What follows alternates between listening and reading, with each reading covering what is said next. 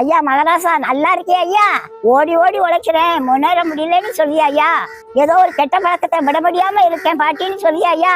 கவலைப்படாத ஐயா, எல்லாத்துக்கும் ஒரு முடிவு காலம் உண்டுயா. பணம் மட்டுமே வாழ்க்கையில நிம்மதி தராதையா. சகையோன்னு ஒரு அண்ணாச்சி இருந்தாங்க, உங்களுக்கு தெரியுமா ஐயா? அவர் பெரிய கோடீஸ்வரன் ஐயா.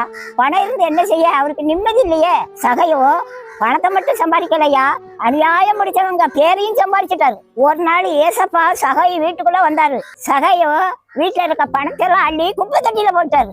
சகைக்கு நல்லா தெரிஞ்சு போச்சு, இந்த பணத்தை விட ஏசப்பா தான் பெருசுன்னு தெரிஞ்சு போச்சு. அன்னைக்கு தாயா சகை ரசிக்கப்பட்டாரு. நீயும் ஏசப்பாவை நல்லா தேடியா, நல்லா இருப்ப. நீ ஏசப்பா பின்னால போ, ஆசீர்வாதம் எல்லாம் உன் பின்னால வருவியா. நீ விட முடியாத பாவத்தை எல்லாம் விட்டுருவையா.